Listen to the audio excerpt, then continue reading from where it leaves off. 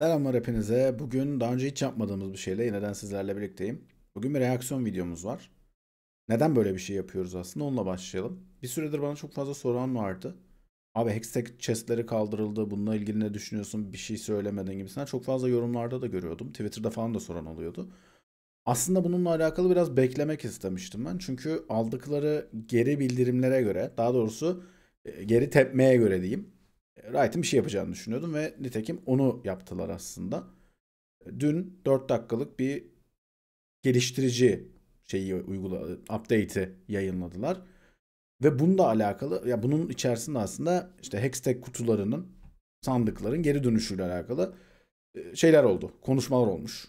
Ben daha henüz videoyu izlemedim. Ama Twitter'da falan gördüğümde bunun olduğunu söyleyebilirim. O yüzden aslında hem bu yani soran işte bu bir yorum bekleyen arkadaşlara cevap olsun diye hem de Riot'ın bu konulardaki politikalarını da biraz değerlendirmek istiyorum bugün. O yüzden böyle bir şey yapalım istedim. Hadi başlayalım. Bakalım ne demişler önce. Zaten 4 dakika çok uzun bir şey değil. Önce bir dinleyelim, sonra konuşalım. Hi folks, today is February 25th. I'm Andre, also known as Medla. And I'm Pablo. We know that some of you are frustrated, even questioning if Riot is still the company you've always known. And we get it. We aspire to put players first. Şu ana kadar işte And when our decisions don't land the way we intended, it can damage your trust. Recently, we've made a number of changes that didn't hit the mark for son dönemlerde bazı değişiklikler yaptık ve istediğimizi bulamadık denilen değişiklikler var. Onlardan bahsediyor şu anda Pablo.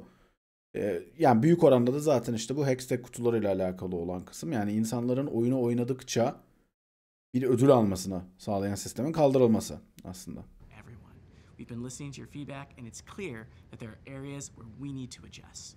So today we want to walk through what's changing, why we're making these updates, and how we're working to ensure League is a game that feels rewarding and worth your time. Medler şunu söyledi, önemli noktalardan bir tanesi bence.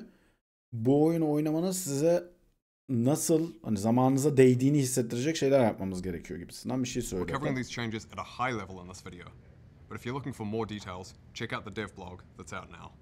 First up, chests. It's clear that for many of you, Direkt chest'le Hextech başladık. chests weren't just a way to get stuff. They were an important part of making your time in League feel rewarding. We didn't fully grasp how much this mattered to you, and that led us to make changes that missed the mark. As a result, chests are coming back. Starting in Act 2, which is the patch next week, you'll be able to earn up to 10 chests and keys per act. 8 Şimdi şunu söylediler işte 8 tane yani şu ana kadar işte bir act kısmında dediği yani parça parça geliyor ya Battle Pass'lerin süresi gibi düşünebilirsiniz bunu. Oralarda daha fazla chest ve key çıkacakmış ama zaten anahtar çıkarmak daha zordu chest çıkarmaktan. Ama bunun neden önemli olduğundan bahsedeyim insanlar için. Şimdi League of Legends ilk çıktığı dönemde League of Legends'ın karlılığı tamamen kostümlerden geliyordu. Çünkü oyunun çok yani başka bir şeyi yoktu. Oyun paralı değil. Bedava bir oyun yapıyorsunuz. Ve bedava bir oyunun para kazanması için bir şey satması lazım. Yani bunu sadece işte oyunun içerisine reklam yerleştirerek yapamazsınız. Yani bu size istediğiniz gelir getirmez. O yüzden kostüm satıyorlardı ve o dönem aslında bir trend değişimiydi bu. Diğer oyunlar içerisinde. Çünkü o yıla kadar çok fazla bedava oyun çıkmıyordu. Oyunlar genelde belli bir paraya satılıyordu. İnsanlar oyunu alıyorlardı. Onun üzerine şirketler de kazandıkları gelire, aldıkları gelire göre, oyunun oynanmasına göre yeni update'ler getiriyorlardı. Oyunu geliştiriyorlardı. Geçmişteki oyunların hepsi böyleydi. Hatta daha eskiden yani çoğunuz hatırlarsınız. Hatırlamayanlar için de CD'sini, DVD'sini aldığınız oyunlar vardı. O şekilde devam ediyordunuz. 2010'ların başında yani aslında 2000'lerin sonunda da diyebiliriz. Riot'la beraber aslında bu trend yükseldi. Yani oyunu parayla satın almayıp oyunun içerisindeki kozmetiklerle para kazanma. Tabii Riot için bu bir önemli bir gelir kapısı. Hatta tek gelir kapısıydı o dönem. Bunun sonrasında şöyle bir şey oldu. Özellikle Battle Royale'lerin yükselişiyle yani işte daha çok 2014, 2015, belki 2016 hani PUBG'nin çıkışı, işte Fortnite'in yükselişi derken onlarla beraber Battle Pass sistemi daha popüler hale geldi. Battle Pass neydi? Siz oyuna girdiğinizde aylık olarak veya 2 aylık olarak periyotlara oyundan oyuna göre değişebilir. Bir Battle Pass çıkıyor. Bir ticket gibi bir şey çıkıyor. Siz o ticket'ı para verip alıyorsunuz. O Battle Pass'i para verip alıyorsunuz. Oyunu oynamaya devam ettiğinizde de Battle Pass'iniz varsa belli ödüller kazanıyorsunuz. Bu ödüllerin miktarları bazı oyunlarda gerçekten çok yüksek ve verdiğiniz paradan daha fazlasını alabiliyordunuz. Başka oyunlarda örneklerini gördüm yani. Bazı oyunlarda Battle Pass'i alıp tam oynadığınızda bir sonraki Battle Pass'inize para vermeniz gerekmiyordu falan gibi durumlar var. Bu Battle Pass sistemini League of Legends'a getirdi zamanla. Kostümlerin yanı sıra. Ama tabii ki ne olursa olsun yani insanlara şunu vermeniz gerekiyor. Bizim oyunumuzu iyi ki oynuyorsunuz. Bizim oyunumuzu oynamaya devam edin demeniz gerekiyor. Hangi oyun olursanız bu, yaptığınız oyunun ne olduğunun önemi yok. Bunu sürdürebildiğiniz sürece, insanlar sizin oyununuzu oynamaya devam ettiği sürece zaten bu oyundan para kazanmaya devam edebilirsiniz. O yüzden bunun için de bu tarz chest ödülleri veriliyordu. Will be spread throughout the free pass instead of the seasonal skin and the 1350 or lower skin because you've told us you prefer chess. Now, we're bringing chests back through the pass instead of through Champion Mastery because we want to ensure they're accessible regardless of different playstyles. Whether you play modes with random champion selection or free choice, whether you play a wide variety of champions or just a few, we want to support that. Şimdi bunu Battle Pass, chest'lere biraz daha Battle Pass'lerin içine yedirdiklerinden bahsediyor Medler. Neden bunu yaptıklarını da söylüyor. Biraz daha erişilebilir olmasını istiyorlarmış. Bunun aslında şöyle bir haklılık payı var. Chest'ler önceki sistemde şampiyon ustalığı kazandığınızda alabildiğiniz bir şeydi. Yani bir şampiyon ustalıkları var işte level 1, 2, 3, 4 diye gidebiliyor. O yüzden hani belli oranda size her şampiyonu oynamaya, farklı şampiyonları oynamaya itiyordu. Daha az şampiyon oynayan insanların daha az chest'e erişimi oluyordu. Bunu biraz engellemek için yapılıyor. Battle Pass'in içine konuluyor. Tabii ki Battle Pass'in içerisinde bu arada Battle Pass'in tamamı paralı değil. Yani belli parçaları parasız da alabiliyorsunuz ve o chest'leri parasız kısma koymuşlar. And the other 2 chests per act will be earnable through honor. We're doing it that way because we believe League is better when you're surrounded by players who make your experience better. 8 chest. Battle Pass'in içinde 2 tane chest'i de honor level'a koymuşlar. Yani siz rakip takımdan veya takım arkadaşlarınızdan daha fazla öneri aldığınız zaman bu oyuncu onurlu bir oyuncuydu. Bununla daha fazla o insan oynamalı diye önerdiğiniz insanlardan sadece yani onlar alabilecekler o durumu. Ki onu da kaldırmışlardı. Yani bu patch'e gelirken bu son dönemdeki değişimlerde honor level'ın yükseldiğine gelen o küreleri de kaldırmışlardı. Every match is shaped by the players in it, and some of the best moments come from great competition, teamwork, and respect for each other. So we want to explore ways to reward and recognize those of you who embody this. In the short term, those honor chests will be delivered through missions while we're working on the honor system. To be clear, chests from both the pass and from honor will be the exact same chests as the ones you got through Champion Mastery. Evet, eski chest'lerle aynı And olacağını next da up, we've got söyledi. champion acquisition. A clear problem for newer players especially is building out their champion roster. Bu konuda önemli. Şampiyonları almakla alakalı. Özellikle yeni oyuncular için geçenlerde bir makalede yayınlanmıştı. Kaç yıl sürüyordu? 6 yıl mı ne sürüyordu? Bütün şampiyonları sadece oynayarak almak kısmı. Bu mesela yanlış bence abi. Yani tabii ki oyun bedava bir oyun ve şampiyonlara erişiminizin belki de şunu bile sağlamak gerekiyor bir noktada. Bütün şampiyonlara erişimin tamamen bedava olması ve başka şekillerde bir gelir kaynağı da elde edilmeye de gidilebilir. Başka bir yol da bulunabilir ama henüz daha bulamadılar onu. And for League to continue to thrive long term, it needs to be more accessible. And lowering champ cost is one way to help achieve that. It's certainly not the only thing, but we think it's an important one. And all the recent discussion about Blue Essence and Champion Shards has really emphasized that it's something we should be changing right now. Mavi esansları So da we're going to be değiştiriyorlarmış. lowering the Blue Essence cost of all champions by 50% as of next patch. Çok iyi haber. Bir sonraki yamada bütün şampiyonların mavi esans bedelini yarı yarıya indireceklermiş. Şimdi bunu tabii ki eski oyuncular hiç hissetmeyecektir. Yani benim account'umda o kadar fazla mavi esans var ki yani ben hiçbir şekilde kullanamıyorum. Bu arada mavi esans bomboş duruyor. Kullanamıyorum yani. Canım sıkıldığında sadece nick değiştiriyorum. O kadar. Ki onu bile değiştirirler artık. Onu da artık sistem üzerinden değiştiriyorsunuz. Önceden öyle kullanıyordum. Şimdi hiçbir şey kullanamıyorum. Ama yeni oyuncular için bu çok önemli bir şey. Yani son 2 yılda League of Legends'a başladıysanız bütün şampiyonlara erişiminiz olması için çok fazla para vermeniz gerekiyor. Bu böyle olmamalı. Bütün dünya üzerinde sadece oyunlar olarak bahsetmiyorum. Geleneksel sporları da dahil edebilirsiniz buna. En çok oynanan spor hangisi? Futbol. Çünkü en az ekipman isteyen oyun futbol. Bu çok basit bir durum yani. Başka mesela Amerika'da basketbol falan daha popüler olduğu yerler var değil mi? Çünkü orada her yerde pota var abi. İnsanların özellikle yeni başlayan insanların bu spora, bu oyuna erişimi ne kadar yüksek olursa o kadar fazla insan gelir ve o kadar daha yükselir kalite, seviye. Third, we're going to be delaying Exalted Mordekaiser to take more time to make sure it better delivers on its core fantasy. We're also taking more time to improve all future Exalted skins. Bir sonraki çıkacak Mordekaiser kostümü vardı. Exalted kostüm diye geçiyor. Bu en son Jinx çıkmıştı galiba değil mi? Biraz daha hani daha süper düper elit kostümlerden bir tanesi. Hani oyunun içerisinde de başka şeyler de katan şeylerden biri. Ben bu arada bu kostüm şeyini çok tasvip etmiyorum. Hani bu kadar pahalı kostümler çıkarmayı çok tasvip etmiyorum. Ben bunu yapmazdım. Ama şirket böyle bir şey yapmak istediğinde de bunu anlayabiliyorum. Çünkü ne olursa olsun hani dedim ya sonuçta kostüm satmak sizin ana gelir kaynağınız. İnsanlar bunu alırken çok parası olanın alacağı şekilde bir kostüm. Doğru. Koleksiyoner olmak isteyenlerin alacağı bir ürün. Doğru. Ki bunun bir sürü örneğini zaten dünyanın her yerinde gördük. İşte beyzbol kartında gördük, Pokemon kartında gördük, başka oyunlardaki ne bileyim WoW'da mountlarda gördük. Bunlar çok olası şeyler. Bu kabul edilebilir bir durum. Tek şey var. Bu Exalted kostümleri yaparken oyunun görselini çok fazla bozmaması ve şampiyonun şampiyonluktan çıkmaması lazım. Yani gördüğümüz Mordekaiser lütfen Mordekaiser'e benzesin. Göreceğimiz Mordekaiser. So you likely won't see one in every act this year as originally planned. Additionally, for paid seasonal pass skins, we're going to be replacing one of the non-prestige ones with 25 Mythic Essence. We've seen clear feedback that there's both a lack of Mythic Essence on the paid pass and that we've been doing more champions for each seasonal theme than makes sense. Battle Pass'taki kostümlerin bir kısmının yerine mitik esans veriyorlarmış. Bu mor esans veriyorsa kutulardan çıkabilen, nadiren çıkan ve onunla da kostüm açabildiğiniz. Biraz daha tercihin oyuncuya bırakılması daha iyi bence. For Act 2, our plan is that the skins on the paid battle pass will be Darius, Scion, and Talon. Darius, Sion ve At Talon fourth, gelecekmiş bir the sonraki last dev update, we kostümlerde. said we'd be running Clash less often. But after hearing your feedback, we realized that what we took away was actually really important to some of you. For those who love Clash, it can feel like League at its purest. Teams coming together, strategizing, and competing in a tournament-like setting. So we'll be returning Clash to a monthly schedule. March's Clash'ta Clash event dönüyormuş. will be all random Earth. Then we'll run a regular Summoner's Rift Clash in April. Let us know what sort of mixture of regular Summoner's Rift, ARAM, and rotating Clash geri dönüyormuş arkadaşlar. Clash'in daha doğrusu geri dönüyormuş derken daha sık hale getireceklermiş. Bu da geri bildirimlerden bir tanesiydi. İnsanlar Clash'tan keyif alıyorlar. Ben hayatımda hiç Clash oynamadım ama oynayanları çok gördüm. Clash oynamak için toplanan, arkadaş bulan, takım kuran insan çok oluyordu.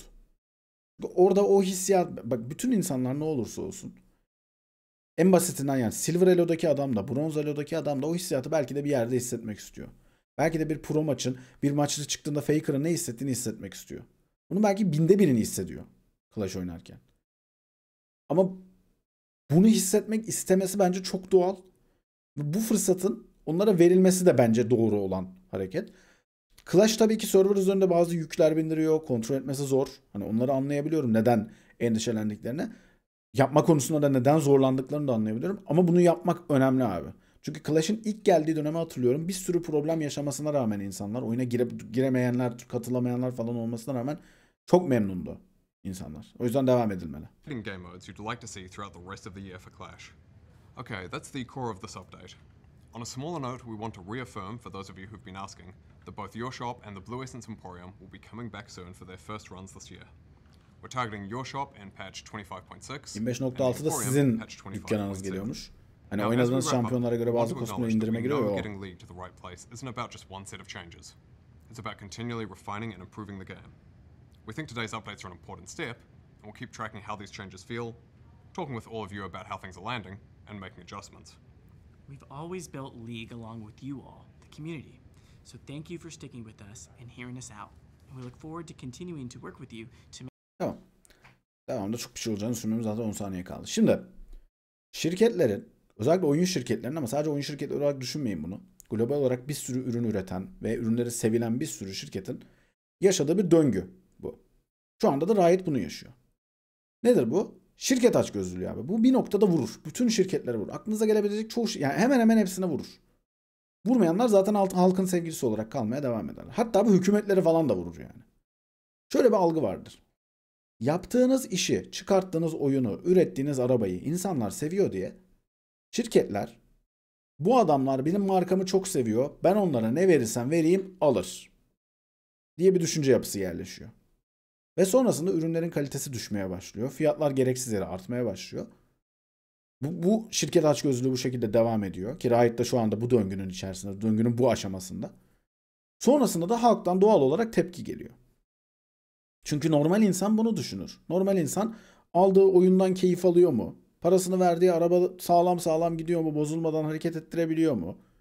Yediği peynir güzel mi, sağlıklı mı? Bunlara bakar insan. Ve yani çok da doğal insanların bu yaptığı. Normal insan hareketi de budur.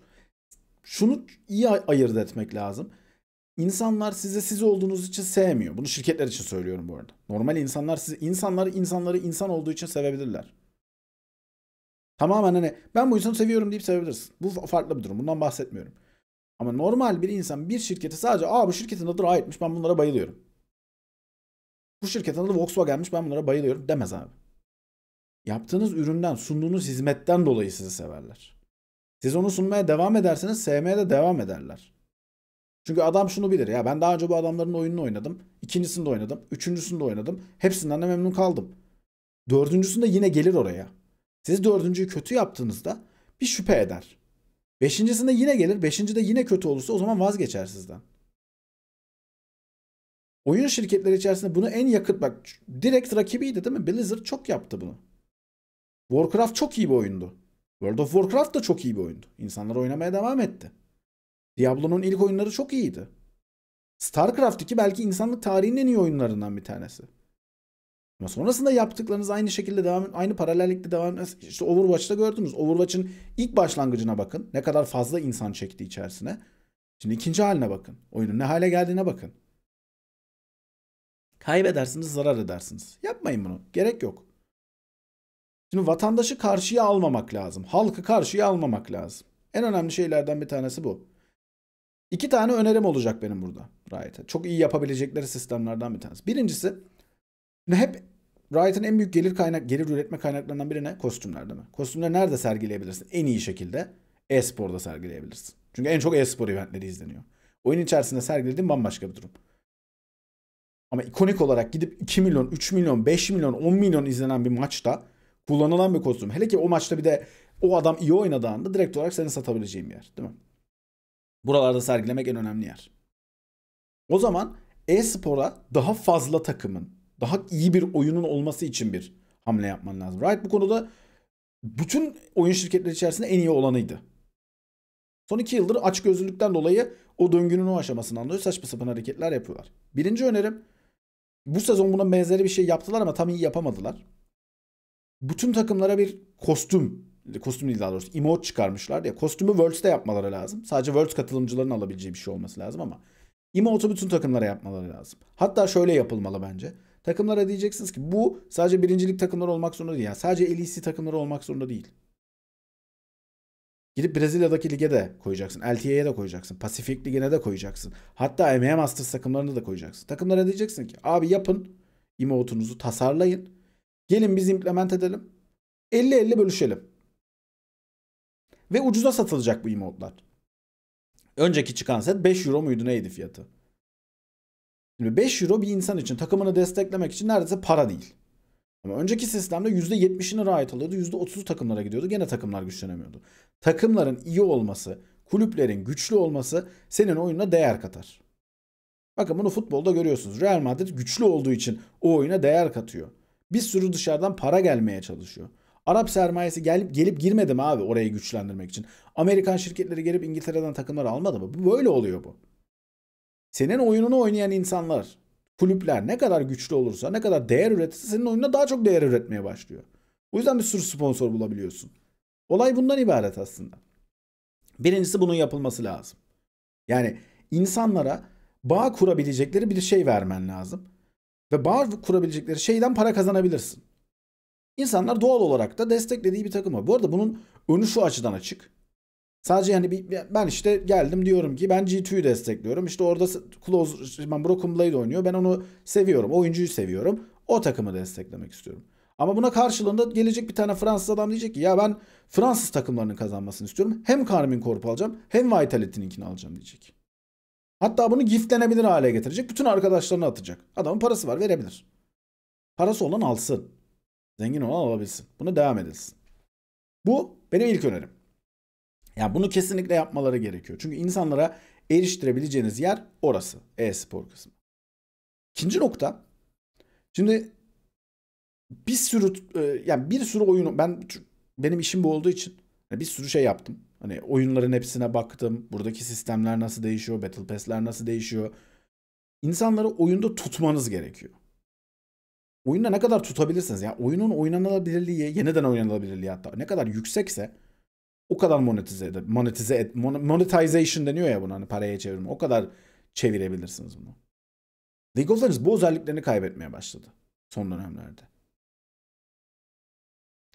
İnsanlar, ben League of Legends'ı çok seviyorum. Yani o kadar seviyorum ki bunu mesleğim haline getirmişim. Ben Riot'ı sevmek zorunda değilim ama ben League of Legends'ı seviyorum. Riot'ın her yaptığı şeyi de desteklemek zorunda değilim. Bence Riot odağını çok fazla bölüyor. Oradan bir dövüş oyunu çıkartalım, buradan MMO çıkartalım, işte paranın yarısını Valorant'a verelim. Bu bence çok sağlıklı bir senaryo değil. Bu kadar bölündükten sonra çok doğal bu arada. Riot'ın da bunu düşünmesi çok doğal. Çünkü daha fazla alandan daha fazla para kazanabileceğini düşünüyor. Bir şirket olduğunuz zaman otomatik olarak her zaman daha fazla nasıl para kazanırım diye düşünürsünüz. Karlılığı arttırmaya bakarsınız. Her zaman bu olay budur. Ama bunu yaparken kaliteden ödün verdiğiniz anda, bunu yaparken fiyatları yükselttiğiniz anda hep bir geri bildirim, hep bir geri tepme alırsınız. Tepki gelir. İkinci nokta işte Riot'ın odağını biraz daha daraltması. Şu anda çok fazla yere bölüyorlar. Bunu yapabilecek kaynakları var mı? Tencent'ten alıyorlarsa güçlerini var. Her yere yetişebilirler. Ama aynı zamanda bakıyoruz senenin başında bir sürü insan işten çıkartılıyor. Bunların iyi olanı vardır, olmayanı vardır. Kötü çalışan vardır, gereksiz çalışan vardır. Bunlara onlar karar verirler. Ama bu yaşadıklarımız bazı şeylerin kalitesinde düşmeye sebep oldu mu biz bunu canlı canlı gördük mü? Gördük abi. Mesela ben en yakın örneğini vereyim bize. Özellikle e-spor tarafı olduğumuz için bir. Elisi'nin prodüksiyon kalitesi düştü. İnanılmaz prodüksiyonu vardı Elisi'nin. Gerçekten her hafta ne gelecek diye merakla beklediğiniz bir yayın izliyordunuz Elisi'de. Kaybettiler o özelliklerini. Çünkü yapacak adam kalmadı. Yani fikir geliyor. Fikir geldiğine kesin eminim bu arada. Ben kendi yayınımızdan da biliyorum. Fikir çok üretiliyor. O yayını daha ilgi çekici hale getirebilmek için. Ama bunun aynı kısmı oyun içerisindeki şeylerde de geçerli. Çıkan kostümler daha kalitesi çıkıyor abi. Adamlar yani doğal olarak bir kere alan bir daha almak istemiyor başka bir kostümü. Çünkü para verdim dandik bir şey çıktı diyor. İkincisi de işte ikinci önerim de Riot'a kaliteyi arttırmak. Çıkardıkları ürünün kalitesini arttırarak bu kostüm için de geçerli. Bu oyunun içerisindeki durumlar için de geçerli. Bu anti-cheat sistemi için de geçerli. Ki Vanguard ilk geldiğinde mesela bazı problemler yaşadı. Sürekli update'lemeye çalışıyor. Bak o yönde iyi bir trend var. Bence yani daha doğru yöne gidiyor. Tabii ki illaki anti-cheat bir şekilde delenecek. Ama bunun ne kadar geç delendiği, ne kadar hızlı update'lediğiniz kısımlar önemli. Ama insanları oyunda tutmanız gerekiyor. Oyunda tutmak için de sunduğunuz ürünün kaliteli olmaya devam etmesi lazım. Biraz bundan ödün vermeye başladı. Riot'ın benim en beğendiğim özelliklerinden bir tanesiydi bu. Son 2 yılda bence bunu kaybettiler ama önceden hep oyuncu odaklıydı Riot'ın bakış açısı. Ya biz düzgün oyunu sunalım. Belki de bu pandemiden sonra oldu bilmiyorum ama biz düzgün oyunu sunalım. En güzel kostümü sağlayalım. Pahalıysa pahalı, evet. Bak daha önceden çıkmadım arkadaşlar. Pulsefire Ezreal kostümü çıktı. Çok farklıydı kendi dönemine göre. Bir sürü insan aldı. Ben tanıdım, herkes aldı. Farklıydı ama sevilmişti. Çünkü kaliteliydi.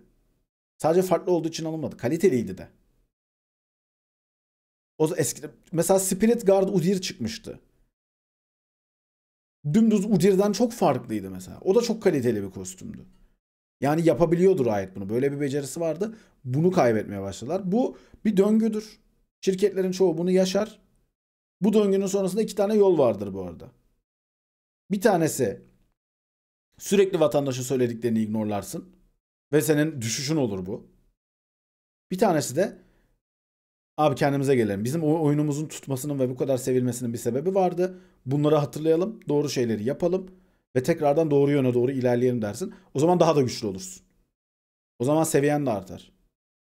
Bunu bak bir sürü şirket yaşıyor. Bir sürü oyun firması yaşıyor. Ben onlarca Ubisoft yaşamadı mı bunu? Yaşadı. Ne kadar sevilerek oynanıyordu oyunları. Şimdi kimse uğraşmıyor bile. Yapılmadığı için.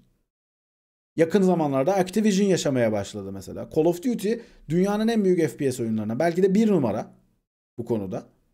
Ama son çıkardıkları oyunlarla bir türlü hacklere engel olamayarak sürekli düşmeye gidiyor. Trendleri sürekli düşüyor. Düşen trend iyi değildir abi. Onun devamlılığı da gelir. Sırf bazı insanlar sırf bu oyunda düşüş var, oyuncu sayısı azalmış diye bile oynamaktan vazgeçer.